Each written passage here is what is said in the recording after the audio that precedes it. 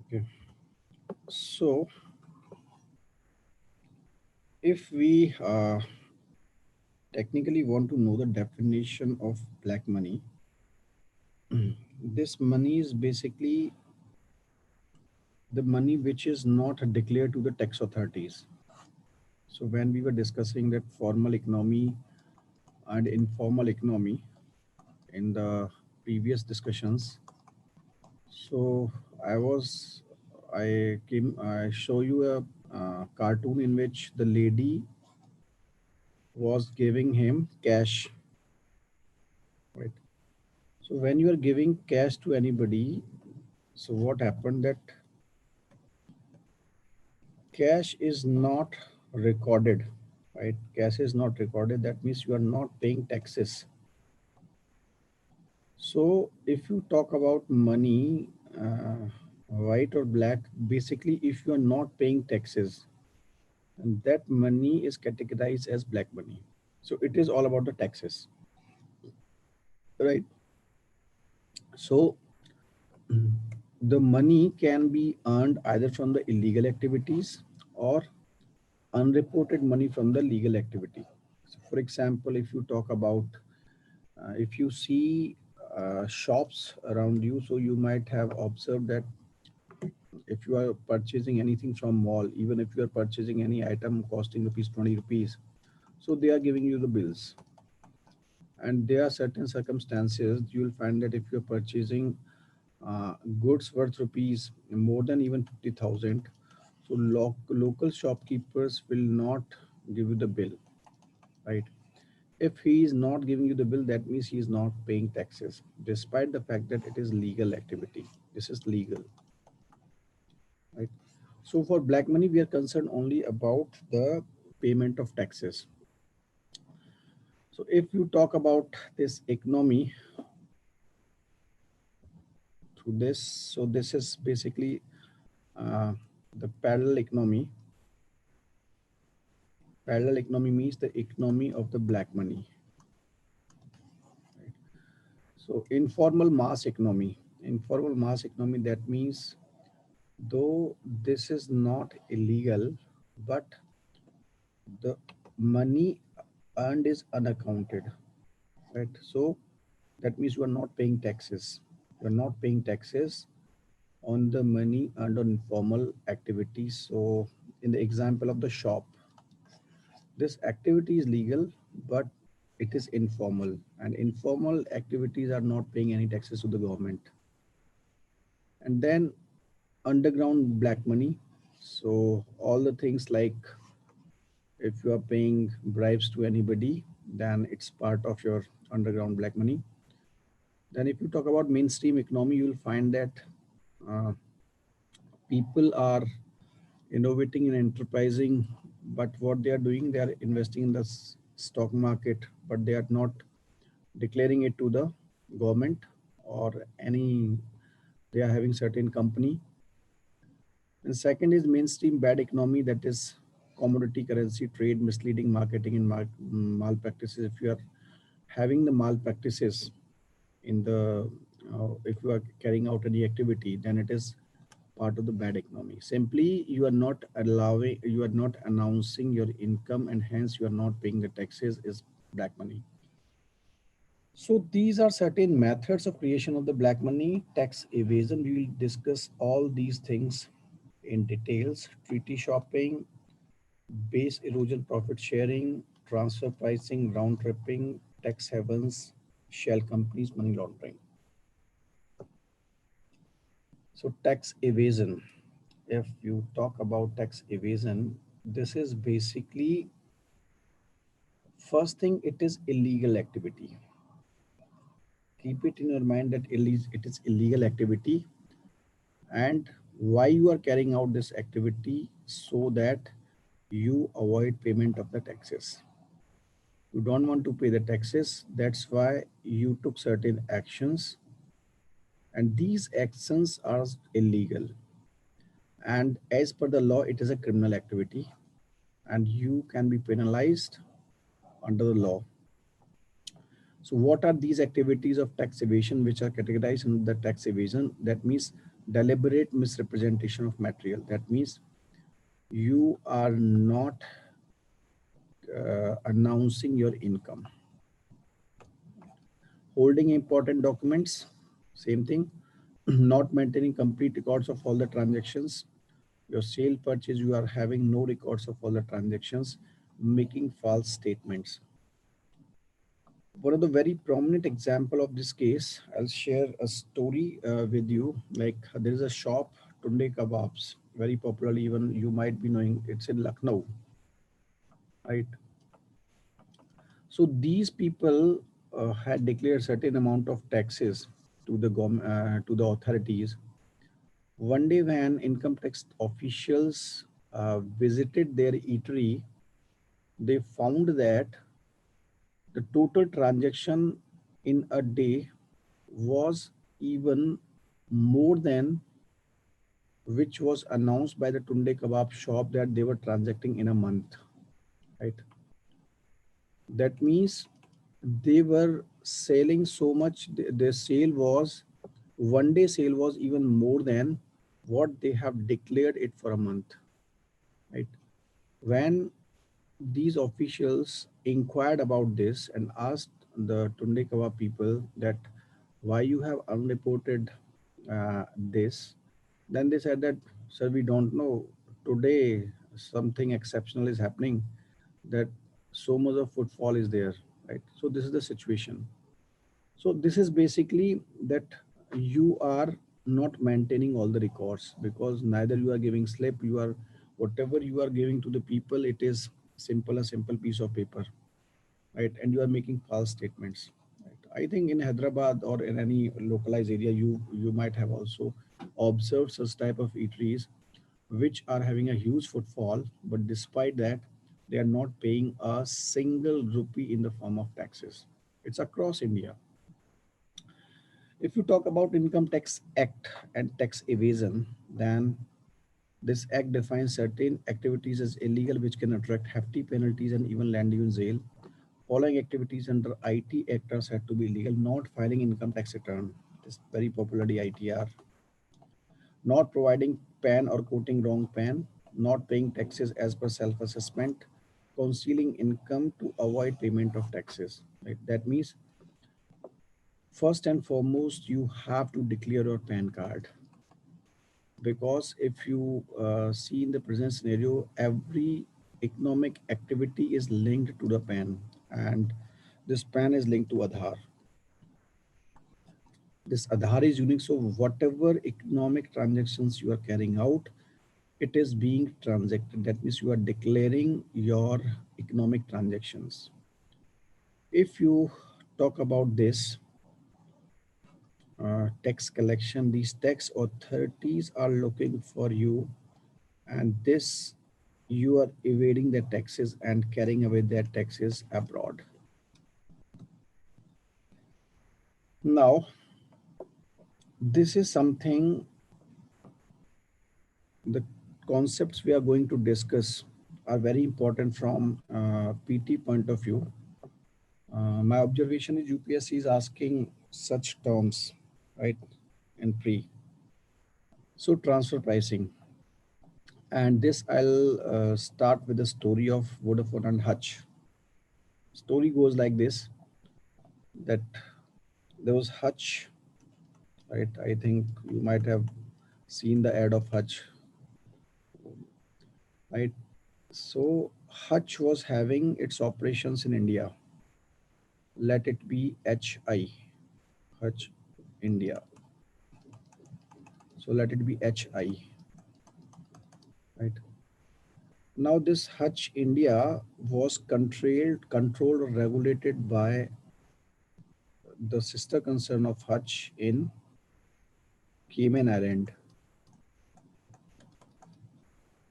and some of the shares were held by Hutch in Mauritius, right?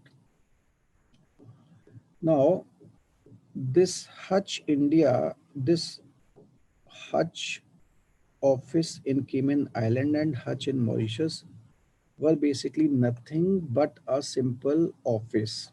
And this such offices are even not manned by officials on a regular basis. They are just for the namesake, right? These offices are just for the namesake. Now, the use of this office in Hutch Cayman Island, let it be Hutch Mauritius only, right? Forget it for a while.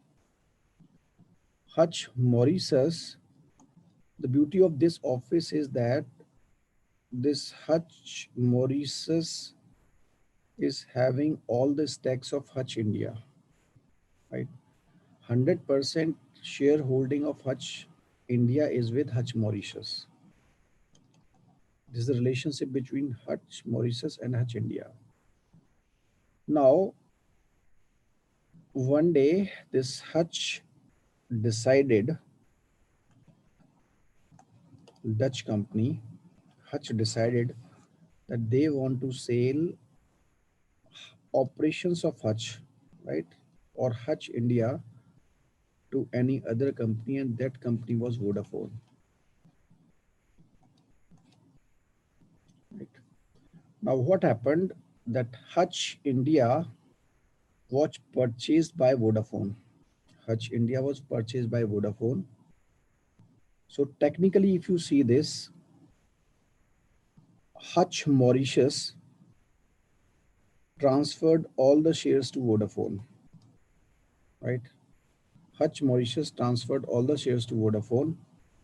And what Hutch India did, actually, initially it was a separate entity and its sister concern was Hutch Mauritius. Then what Hutch India did, Hutch India transferred all its 100% shares to Hutch Mauritius, right? And this transfer was at a nominal price. For example, if there were, for example, 1 lakh shares and the cost of one share was, for example, 200 rupees. So what Hutch India did, this Hutch Mauritius did, Hutch Mauritius transferred 1 lakh into 10 rupees. I'm just taking an example, that is 10 lakh rupees in the account of Hutch India. So it was basically nothing but symbolism, right? Symbolism of purchasing this.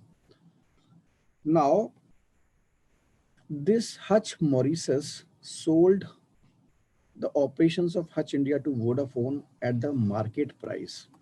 Market price. That is at the rate of 250. Now see this whole drama. If you see what is the effective role of this Hutch Mauritius? Anybody, what is the effective role of this Hutch Mauritius? What is Hutch Mauritius company doing in this whole episode? What is this doing? Hutch Mauritius. What is the office of Hutch Mauritius doing in this whole deal? It acts as an intermediary, correct? Even not an intermediary, but it is a dummy, right? Stockbroker, okay. Not stockbroker, basically it's a first, it's a technically it's a sister concern of Hutch India. But in this whole deal, it is acting as a dummy, right? It is not doing anything effectively. It is just acting as an intermediary in the sense that it is just carrying out the activity of sale of Hutch India operations. And the objective, can you think of the objective of Hutch Mauritius company? Why Hutch India did not sell directly to the Vodafone? What was the need of Hutch Mauritius? Why Hutch Mauritius first purchased, well, it showed as if it is purchasing Hutch India and then it was selling it to Vodafone. Any idea?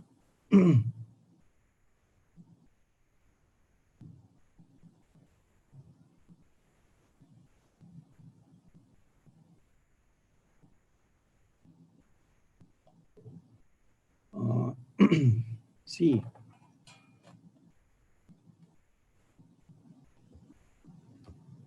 this Hutch Mauritius, later on we will be understanding what was the reason.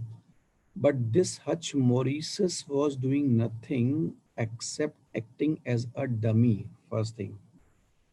Second thing, the market price in this example was 250 rupees, right? It was 250 rupees. While if you see this price at which Hutch Mauritius purchased Hutch India shares, it was at the rate of 10 rupees, right? It was at the rate of 10 rupees, right? While the market price was 250. Basically, this 10 rupee, this process of transfer of shares from Hutch India to Hutch Mauritius is basically transfer pricing. Is basically transfer pricing. That means it is the price paid for goods transferred from one economic unit to another, assuming that two units involved are situated in different countries. This is in India and this is in Mauritius. But the beauty or the specificity of this transaction is both are belonging to the same multinational firm, that is Hutch. This is Hutch India and this is Hutch Mauritius, right? But the uniqueness is both are sitting in different countries. So transfer pricing is basically that symbolic price, right? Because this 10 is only symbolic. Might be it can be one, right? It can be one rupee. So this is only symbolism of sale and purchase, nothing else. So by this example, you realize that actually in these two companies, Hutch India and Hutch Mauritius, actually there was no realistic sale and purchase. Keep it in your mind. It is not realistic sale and purchase. It is just transferring of rights from one company to another sister concern. So transfer pricing is a process in which one sister concern is purchasing other sister concern rights for certain symbolic rates, right? This is transfer pricing. Is it clear or not? This process of inflating the share price to gain the sales in international market. Uh, no, actually, this is not the idea. I am coming to that. First, tell me who is not clear with the idea of the transfer pricing. Then only I'll move ahead because it's something complex thing. It is so complex that this issue is pending in the courts since long times, right? So it's a complex process, right?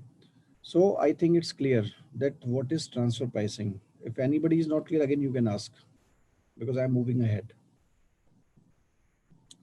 So transfer pricing is the price at which the sister concerns are transacting. And effectively, if you see this price, this is basically a symbolic price. It is far lower than the market price, right? So in this case, if you see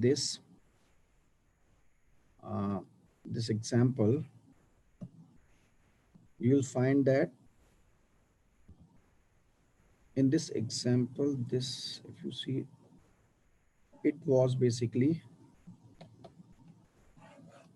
Hutch India, and this was basically Hutch Mauritius or Cayman Island in this example. So what did Hutch India shifted or transferred all its shares to Hutch Mauritius? This is basically the idea of the transfer pricing. The idea is, what is the idea behind this? The idea behind this is that this country, Hutch Mauritius, is having a very minimum taxation, might be 1 or 2%. Black money to shale companies. No, I'm discussing that. I'm discussing that, right?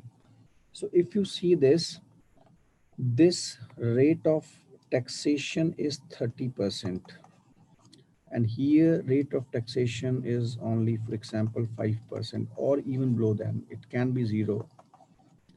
That means if you are transacting at 250, right? So you have to pay. If initial price was, for example, you started an IPO at, for example, 20 rupees, and it has now become 250, that means there is a profit change of 230 rupees, and that means you have to pay to the government 20 or 30% out of every earning, capital gain tax, right? So it comes out to 69 rupees per share.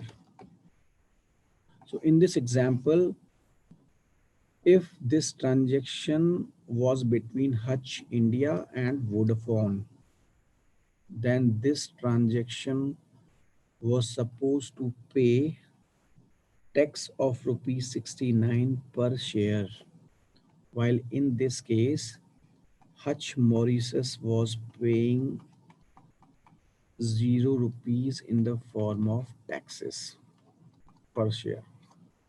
Or if you are taking 5 rupees, then it might be 25, only 10 rupees per share. Mostly it is 0, right? Now see the difference. If this transaction was done in India and by Hutch India directly to the Vodafone, then it might have resulted into tax losses to Hutch in the form of 69 rupees per share. Is it clear or not?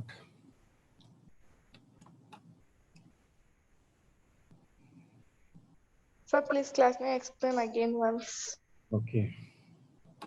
Now see,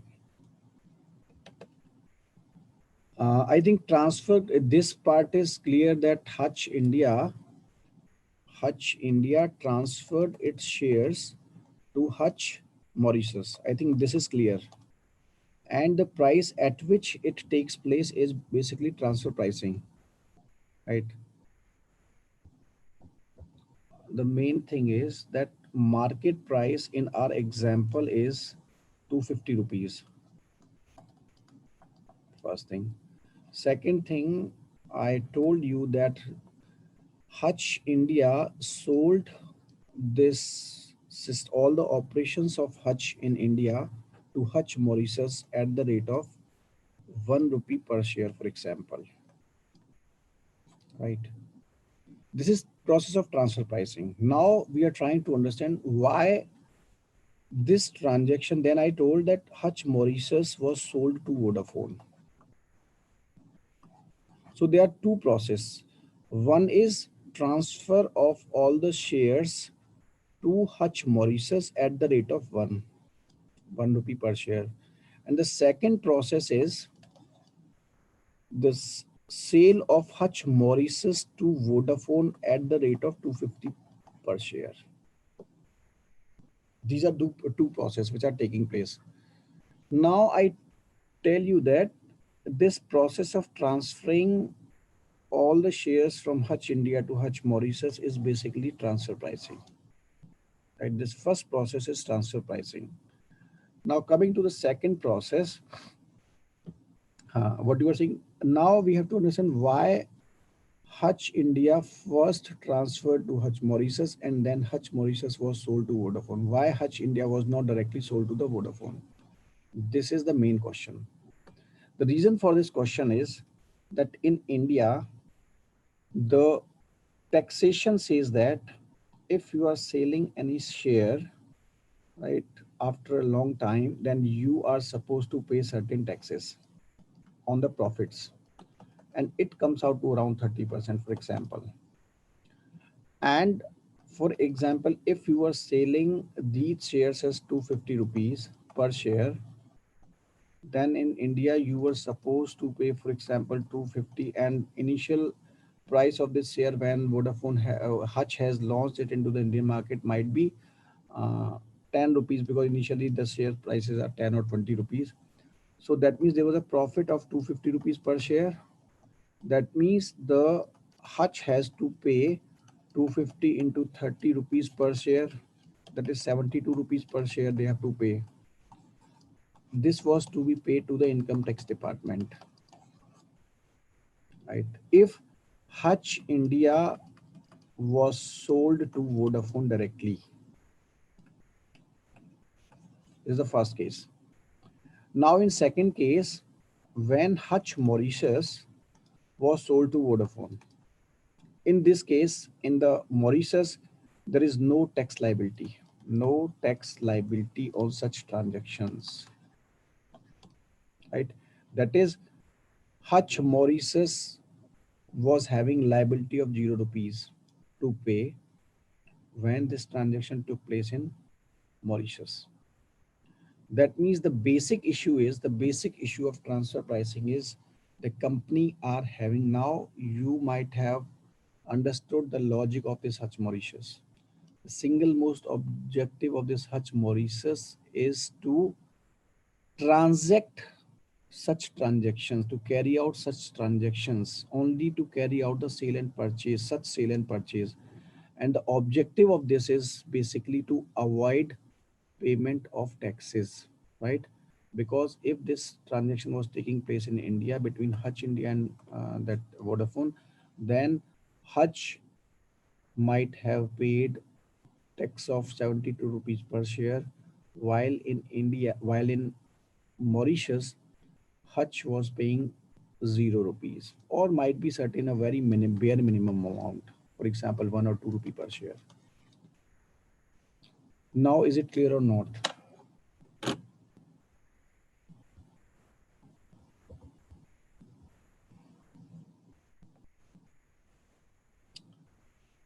Is it clear? Right. So, with in this whole process, one thing comes into the mind, that the whole process is just to avoid the payment of taxes, nothing else. Right. That means Hutch did this transact this business from Hutch Mauritius because they don't want to pay the taxes in India. That's it. Right. Now, issues with transfer pricing. By manipulating, okay, one thing more. Now the issue is when the government, okay, first let me see this. By manipulating the income tax laws, MNCs avoid payment of taxes. Now see this issue. Hutch India transferred its shares to Hutch Mauritius at the rate of 1, right? And this price was transfer pricing, right? So now if you see, if this transaction was done at the market price, that is 250, in that case there was a liability on Hutch to pay taxes to the Indian government, right? Keep it in your mind that if this transaction was done at 250 rupees, then they were liable to pay taxes to the government of India. Correct. So the main culprit is, in this case, the first culprit is transfer pricing. That is that symbolic price. So if this price was set at 250, that means if it was not, the transaction was not done at the transfer pricing, then they were liable, the company was liable to pay the taxes, right? So the solution for this transfer pricing, is this price. Now we'll come into this, that what is this. So in case of transfer pricing, there is loss of revenues to the countries because of manipulation of laws. India losses tax of rupees around 72 rupees per share in our example, right? Vodafone Idea transaction is the most popular case of transfer pricing in India. Now coming to the solution, right? This issue was very much highlighted. Now what happened after this issue? That there's a provision in India. There's an idea of withholding tax, right? I think I have discussed it with you. Withholding tax says that I told you that if, for example, you are a seller and this is Mr. X, this is Mr. Buyer is Y, right? Now what happened if seller sold it for 1 CR and buyer, then what is withholding tax? The buyer has to withhold. For example, it is fixed as 10%, right? Or 20%. Then buyer has to hold 10% of this 1 CR, that is 10 lakhs. This is different. This percentage is different for different values, right? Or different transactions. This is, I am telling you about the property. So this 10 lakh is basically withhold tax because it is being withhold by the buyer, and it is to be submitted to the income tax department on the behalf of the seller, right? And this is the duty of the buyer. This is withholding tax. It is an amount which deduction takes place directly from the earning of an employee of the employer. There are n number of understanding for this, right? This is also defined in this sense, right? For example, if you have seen that if the employer is deducting that amount from the employee salary and depositing it with the government of India, that is also withholding tax, right? So in this case, in such cases, tax deducted at source. This is the source. He was paying 1 crore rupees and he deducted 10% of the amount, right? And that's why this is withholding tax. Now coming, applying this concept here. Now see, in this case, this was Hutch India and this was Hutch Mauritius, correct? And what happens that finally this Hutch India was owned by Vodafone, right? Because it is no more in the scene now. Now tell me, in this scenario, who has the liability to pay the tax, or who has the liability to pay the withhold tax? Whose duty is this to pay the 72 rupees per share to the income tax department? Who has the legal duty to pay income tax to the income tax department?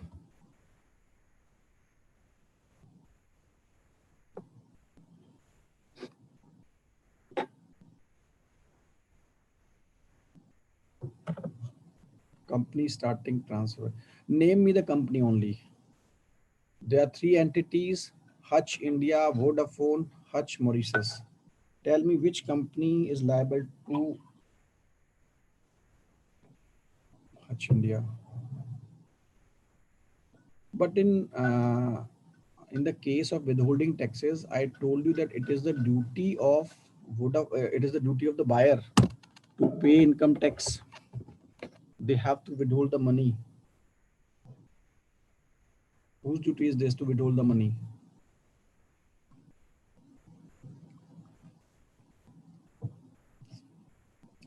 Hutch Mauritius, Vodafone. Yes, because I told you it is the duty of the buyer, right? It is not the duty of the seller. It is the duty of the buyer. In this case, the buyer is Vodafone. For ultimate buyer. See, Hutch Mauritius, I said that Hutch Mauritius is not going to do any business in India. Ultimate, the business were transferred to the Vodafone, right? So Vodafone is the company which is the buyer, and ultimately it is the responsibility of the Vodafone to pay the taxes to the, or withhold the taxes so that it can be paid to the government of India, right? Now, actually it's a very long story, right? So now what happens? Now what happens? See this, Hutch India transferred to Hutch Mauritius and it transferred to Vodafone. That's it. Now what happened? Income tax department inquired with Vodafone whether you have withheld the tax or not, whether you have taken withholding tax with you or not. Vodafone said that I have no liability to pay it, right? Because I have carried out, now see the words, Vodafone told that the officials that I have not carried out any transaction on your land. You are responsible up to India only. So Mauritius is not your jurisdiction. Mauritius is not your jurisdiction, and I have carried out the transaction in the Mauritius, right? Then this Vodafone went into Mumbai High Court. Vodafone went into Mumbai High Court, and Mumbai High Court asked Vodafone that you have to follow the law and you have to pay the taxes. Right. Now Vodafone again went to Supreme Court, and Supreme Court ruled out that Vodafone is not liable to pay the taxes. Here, High Court told you have to pay the taxes. Here in Supreme Court asked Vodafone that you are not supposed to pay the taxes. Then finally, government comes into the picture. Not the government, but the parliament comes into the picture, and parliament came up with legislation, and that was very popularly known as retrospective taxation. And it states that I think they defined it as 1962 something, that any transaction after 1962 will be taxed as per the existing laws, right? That means this Vodafone was supposed to pay the taxes, right? Now see, this in the here, Vodafone was not having any withhold tax, or it was not live. This transaction was not liable to be paid the tax in India because this transaction took place outside India. Mumbai High Court supported this idea of the Vodafone or the contention of the Vodafone. Sorry, did not supported the contention of the Vodafone, while Supreme Court supported the contention of the Vodafone, and government against entered the scene finally and came up with a legislation of retrospective taxation. That means there was no role of Supreme Court in this, right? So if you talk the importance of this issue recently, actually this Vodafone finally went into international tribunal, right? And this international tribunal have asked the government of India that you cannot ask Vodafone to pay the money or tax. Either the Vodafone has submitted some sort of money with government of India. Whereas in this tribunal said that either you pay back that money or you will have the bad name in the world. So this is the story of the Vodafone Hutch, right? Now the issues coming out of it, first is transfer pricing, right? First is transfer pricing. Then the government came up with certain solutions to avoid this deal, because the main culprit in this case was this thing, right? Because every loophole, this was the main loophole. Because if you see the transaction between Hutch, Mauritius and Vodafone, there was no problem with this, because this transaction took place at the market price, right? But the issue was this transaction took place in the place which was outside India. India can't do with this, because this is also company, it is having an entity. So what India can do, laws of India are applicable up to India only, na? Then the government also came up with certain solutions, right? And the first solution was ALP, arm length price principle. And arm length price principle says that the government says that,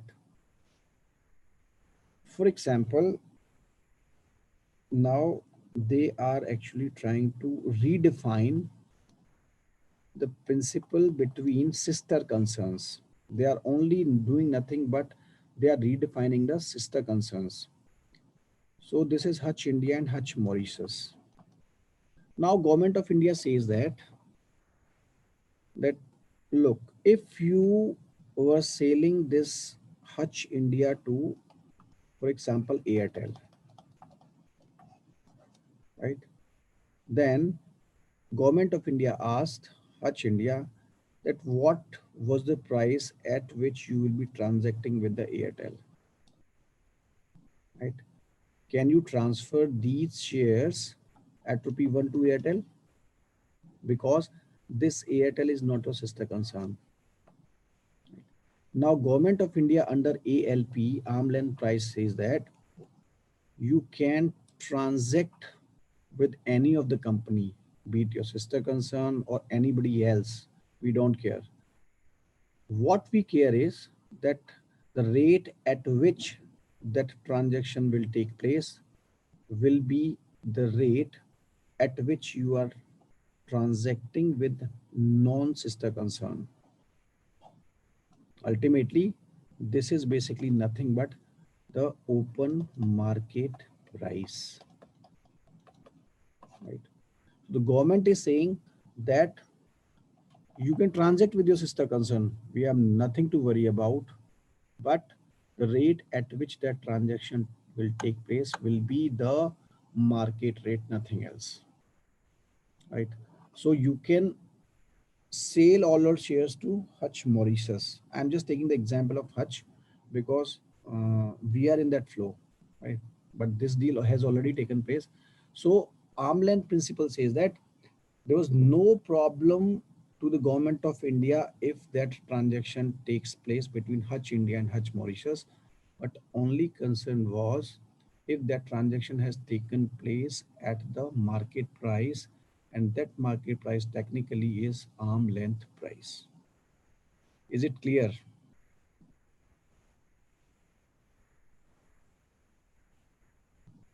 Anybody who is not clear with this?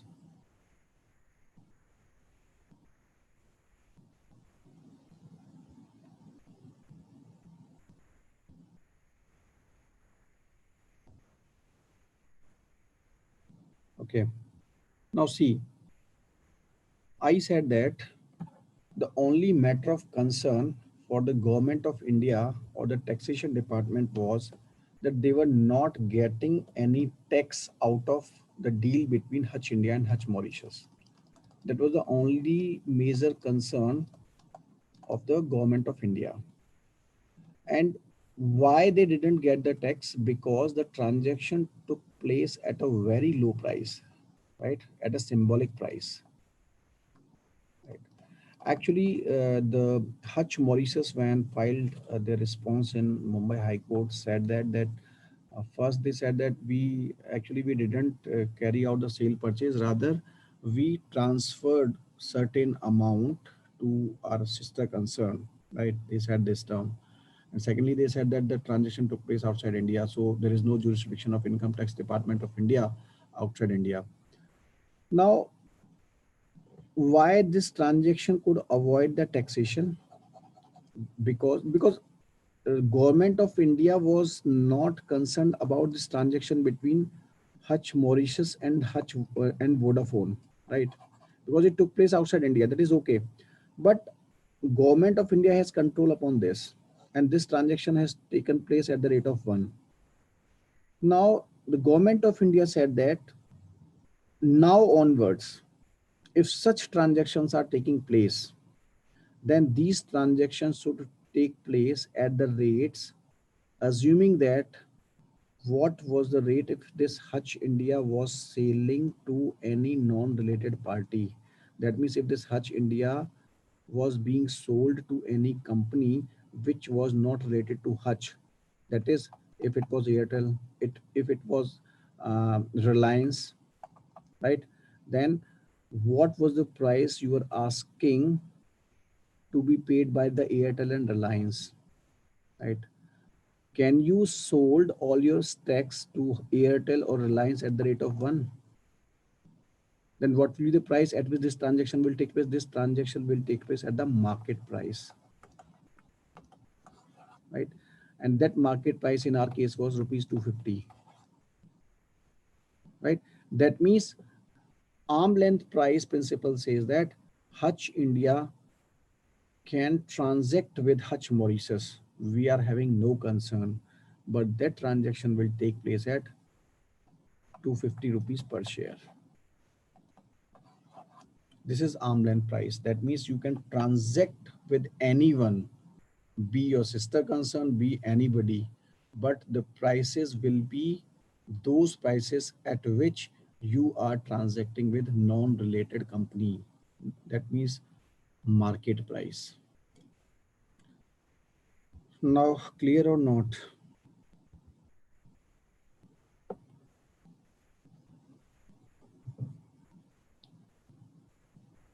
Hmm. Next is advanced pricing agreement. Now they are saying this is nothing but another name for this doing away with this loophole. Now they are saying that Hutch, we are taking the example of Hutch only to have more clarity. Hutch in advance has to put in writing before the income tax department and will tell them that whenever I will be transacting with my sister concern, right, then I will be following XYZ formula, right? Then that means you will be defining your transactions with your sister concern in advance. If the government of India or income tax department will be having certain issues with your formula, then they can raise the query beforehand the transactions.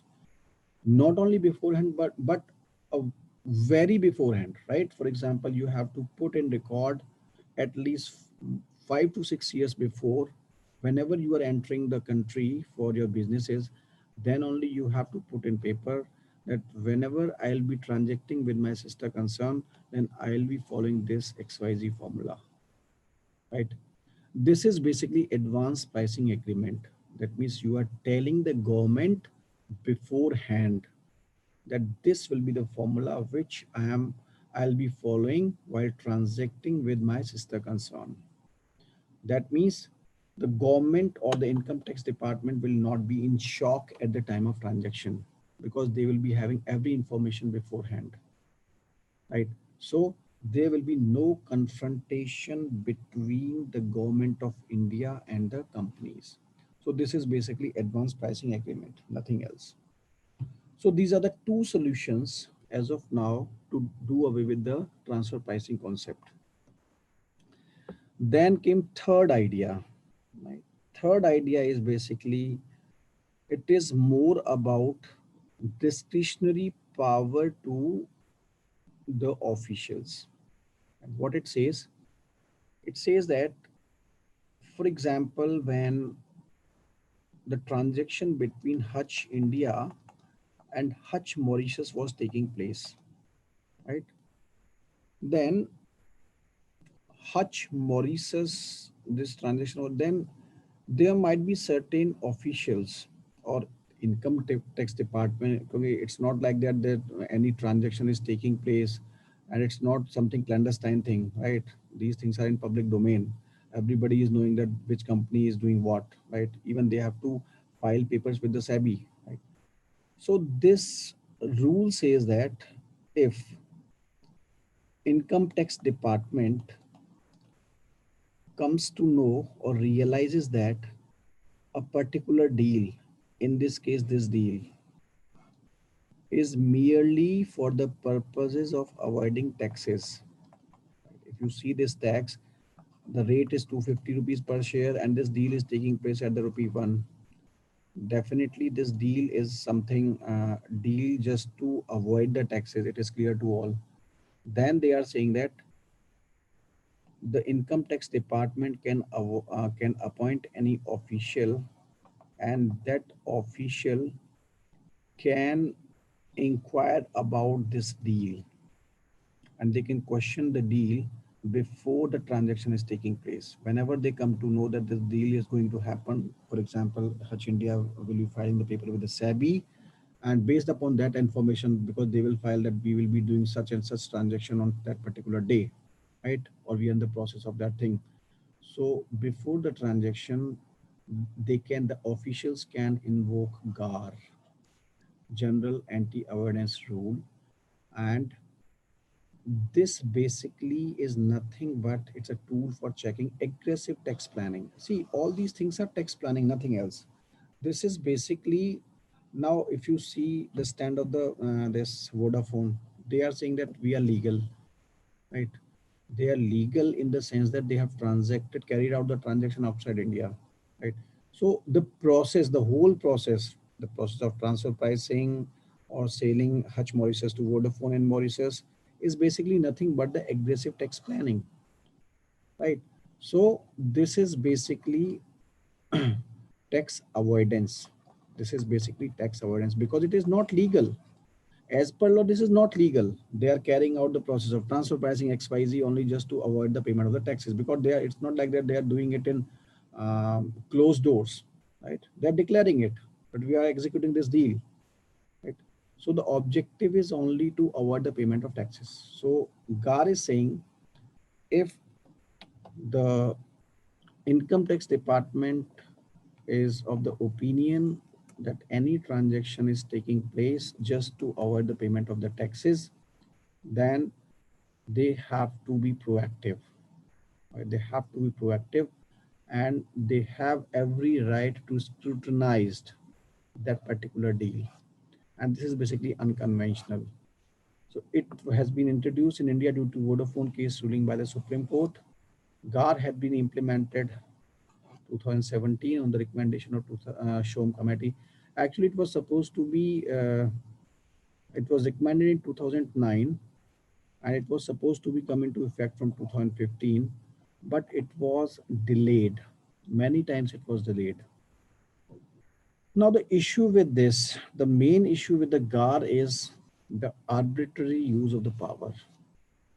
This is the main issue with the GAR, because the power rests with the officer.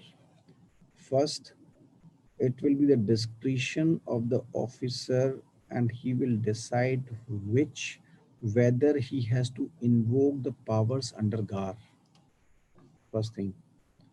Second thing, that this discretion gives him actually sort of absolute power, right? So this is the main thing. And as you know, the income tax official regime in the country, they start harassing the people, right? Not only harassing the people because of the discretionary power, they can use their power just to acquire money from such transactions. So this is the basic issue of GAR, and that's why it was avoided.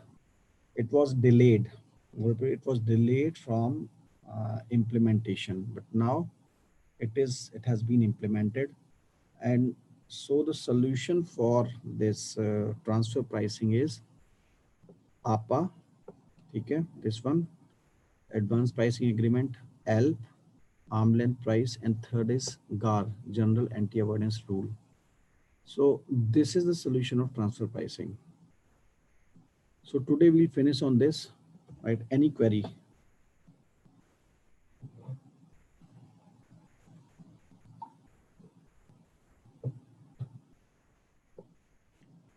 Any query out of this Vodafone Hutch transaction?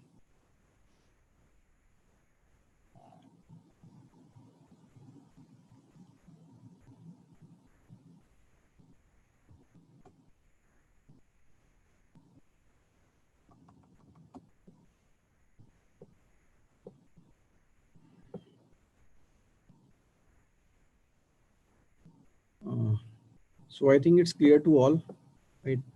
So then we will again expand it in the sense that we will try to understand the different these players in this, right? That for example, if you talk about technical name of this entity which was in this Hutch Mauritius, right? This thing. So this Mauritius, Mauritius is nothing but it is a term is given to it, tax haven. Tax haven means this is basically you have set up a company in Mauritius because there are either 0% of taxes or very minimum taxes, or you might be paying certain fees only, right? So every company, every MNCs are trying to have their office in such countries where tax rates are very low, right? So such countries are referred to as tax havens, first thing. And secondly, how are they able to maintain their economy? Uh, See, if you see these countries, um, in Mauritius, it is said that a building is having offices of at least thousands of the companies. A single office, a single building in Mauritius is having such offices, right? Thousands of the offices.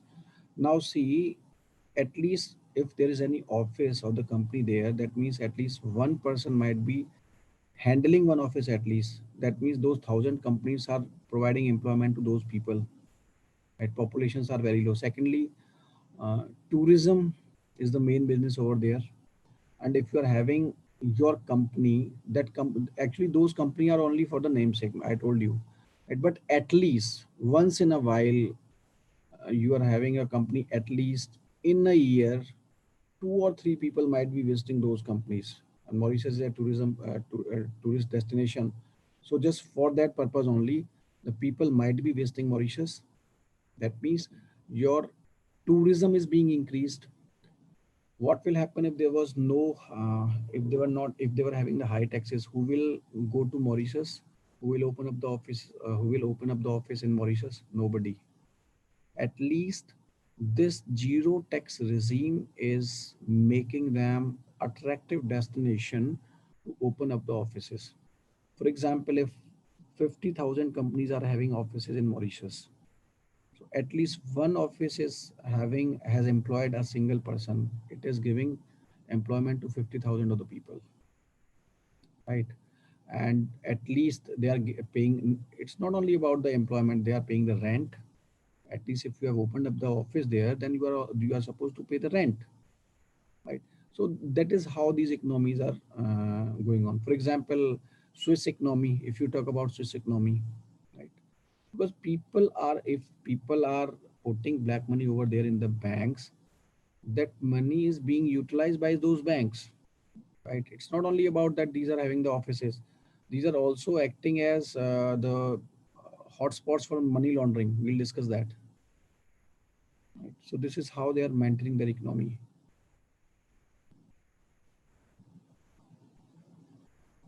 Okay, with this I end up this discussion today. Thank you very much.